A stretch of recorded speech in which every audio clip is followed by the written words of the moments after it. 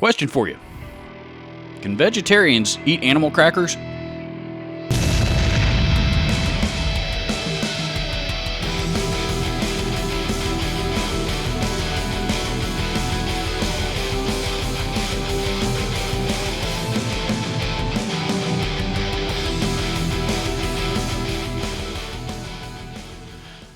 So, hello there, my name's Robert. Thank you so much for coming to join me here in my home studio. Thank you for checking out my channel if you haven't been here before. A couple of weeks ago, I did a demo on the good old-fashioned classic Boss BD2 Blues Driver. You guys really seemed to like that video, and I happen to really like that pedal. So, I thought for today's Forgotten Gem of the Past video, we would explore the now discontinued DigiTech competitor of it. So here we have the DigiTech Screamin Blues Overdrive Distortion. This is DigiTech's BD2 clone for all intents and purposes. It's basically a Boss Blues Driver with a few extra features on it. The most notable being this one actually has a high and a low EQ control. So, as opposed to the single tone control on the BD2, that's basically a treble and an upper mids control. The BD2 has a bottom end control, which makes a big difference. This one also has a emulated output, so if you are actually able to run this thing as a preamp and run it direct without going into an amplifier, should you choose to do that. Much like its Blues Driver competitor from Boss, the Screamin Blues is really an insanely versatile pedal. I almost like it better, to be honest with you. So here's what we're going to do, similar to the Blues Driver video. Going to do three separate track demos so that you can get an idea of not only how it sounds but how versatile this pedal is. Going straight into the Laney IRT Studio, which goes going straight into the interface using the same virtual cab from 2 Notes Wall of Sound. Special thank you to folks at 2 Notes for that, by the way. Also going to be using the same guitar on all three of these. I'm using my Schecter CR6. This first demo is the Schecter CR6 with the coil splitting engaged on the middle position, a la Stevie Ray Vaughan style-ish. I know he used a Strat, but I'm doing it with split humbuckers just because I can. The amplifier itself is set just kind of right there on the edge of breakup, so it's going into a not really clean amp, but an almost clean amplifier. I have the level on the Screamin Blues turned all the way up, the gain turned all the way down, similar to the way a lot of people in that genre would run a tube screamer. By the way, yes, I am well aware that I am a terrible blues player. That's why I am only making you sit through this for about 30 seconds. So, here we go.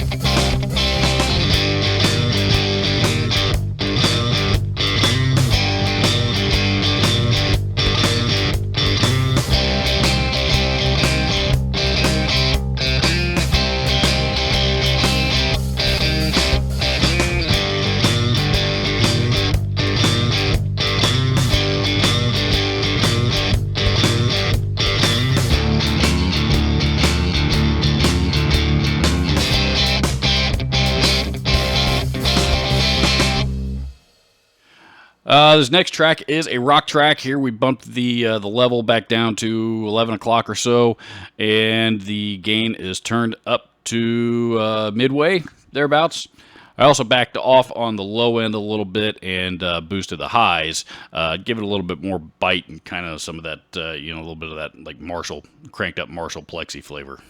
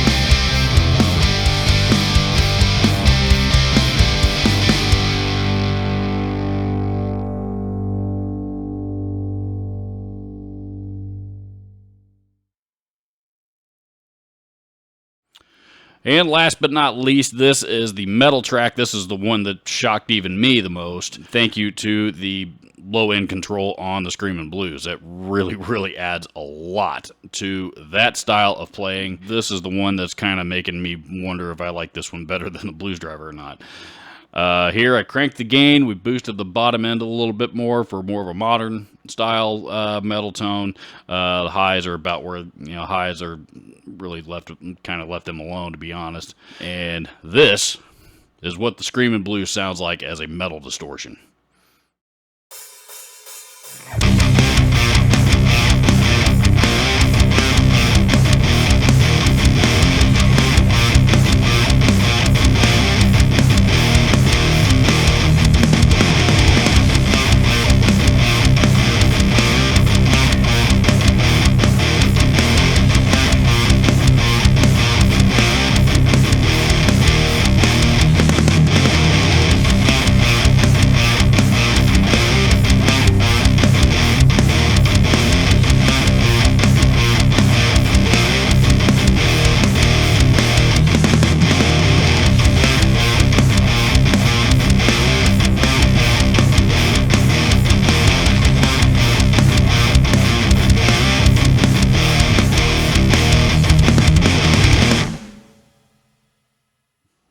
I bet a lot of you didn't see that coming, did you? So, and by the way, all of the tracks that you heard, you didn't add a whole lot to them. There's a little bit of compression on the bass guitar, and a little bit of EQ on the guitar itself. Some compression and EQing on the drums, and that's really about it. For the most part, with the exception of the EQ on the guitar to make it sit in the mix a little bit better to where it's supposed to, that's really all you heard. So no fancy studio tricks and doctoring up and all that kind of stuff. What you heard was a direct, was that pedal going direct into an interface with a cab behind it. End of story. Yeah, I mean, I think this is a killer pedal, and one that I quite honestly I wish I had paid closer attention to a long time ago. If you take a closer look at it, this entire line of these pedals from DigiTech are really designed to be direct competitors of their Boss counterparts. You can tell it's got the Boss style foot switch on it here, and the recessed knobs there on the top. That is, Boss originally designed their pedals like that so that your foot wouldn't bump those knobs as you were stomping on the switch. That's part of the design. The pedal itself, if you pick it up, is really heavy. I mean, you can tell it's built extremely well. Yeah, and there's what else is there to say about it? What's cool about this one, though, that the Boss pedals don't have. All of these have a mixer, a mixer out, which is really an emulated output. So if you are running it direct, running it straight into a power amp or something like that, you can also use these as a preamp pedal. I love these older Digitech pedals. I have a couple of them out of this line now. I think I also have a Bad Monkey overdrive, which is that one's actually a Tube Screamer clone.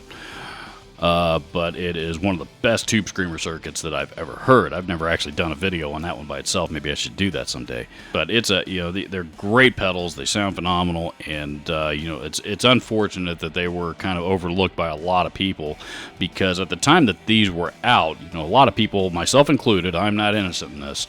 A lot of people seem to turn their nose up at merely at anything with the Digitech name on it. Now that the world is changing and, people are discovering new ways to implement the tones of these, some of these older pedals, now we kind of realize, at least I'm kind of realizing what it was that I've been missing out on. So I'm really glad that I opened my mind up. This inspired a lot of new ideas for me as far as, songwriting and stuff like that. That really I can't wait to show you here in the future. Probably, one of the best parts about the Screamin' Blues pedal is if the Boss Blues Driver is, as I mentioned in that video, one of the more overlooked pedals on the market today. Despite its greatness, the Digitech Screamin' Blues is far more overlooked than that. And the Screamin' Blues, I think I paid I paid around 30 bucks for this pedal, and it was around 40 by the time I got done paying for shipping. So you can find them on the used market all over the place for 30 or 40 bucks.